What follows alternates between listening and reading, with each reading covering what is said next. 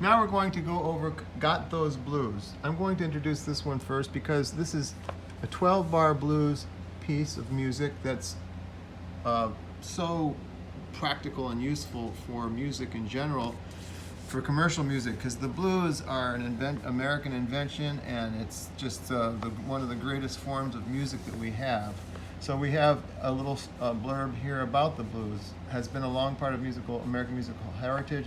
We find it in the music of many popular songwriters, ballads of boogie and rock. Blues music follows a basic formula, that is a standard chord progression. If you learn the formula for Got Those Blues, you will be able to play the blues in any key you learn simply by applying the formula to that key. You know, I've never really read that paragraph, but I've said that exact same concept many, many times. Here's the formula for the blues. This is what I would say the basic blues, not just the blues, because there's a lot of variations of blues that do change even the number of measures, but especially the harmonies.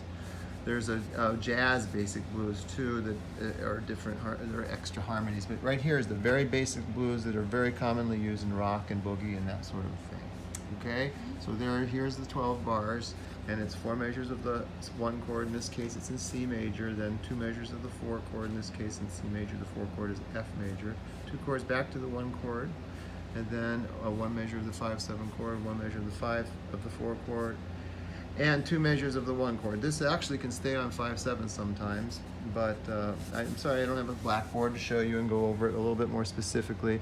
Blues music is actually broken down into 4 measure phrases. You have what's called the statement, and then you have the answer, or a call and response. And the response is usually a repetition of the call.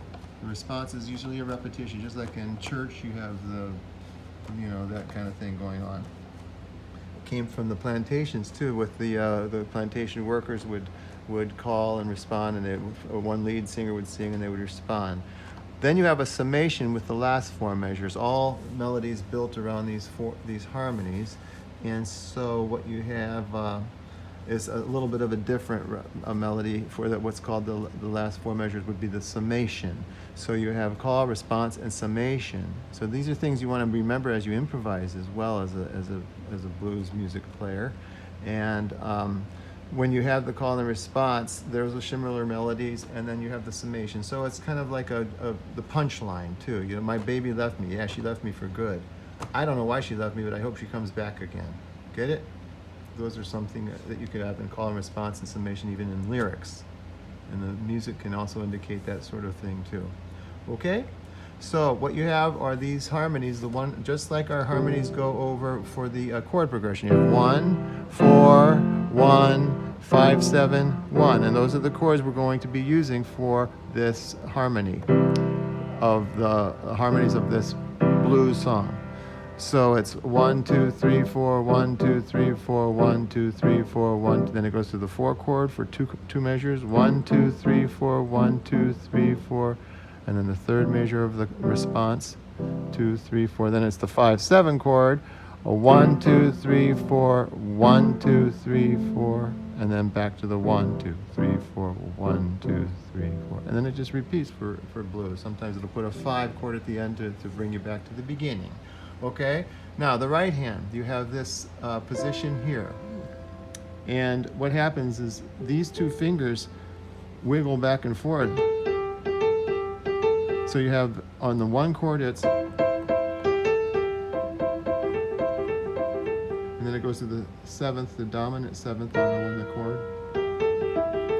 Now here it goes to the F7 chord with the E flat. This is the 7th of the E flat chord. But notice these fingers just stay here. And then it comes back to the 1 chord, to the 7th. Now these just stay here. Now from the 5/7 chord, you can kind of walk to the next F7 chord.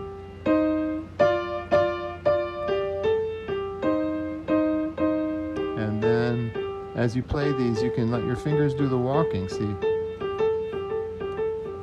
So you can walk all around like that. And then you put a little bit of a tremolo at the end. I write that in here because I wrote a G. You can tremolo with G or you can tremolo with E here. I would prefer E actually because it's the third, which is more of an important note. And you can tremolo in the left hand too. Right hand. And you put the pedal down so it rings. Okay, so that's how that piece works. And the other important thing is with commercial music, jazz music, it's written with eighth notes like this, but it is meant to be played with a swing tempo. Swing tempo has regular eighth notes, but it's played as the first and last part of a triplet. So do, da, instead of da, da, da, da. It's do, da, do, da, do, da, do. Has the feeling. Instead of 1 and 2 and 3 and 4 and, it's 1 and 2 and 3 and so you feel that beat throughout. Okay, and that's how that piece is played. Hopefully all that helps.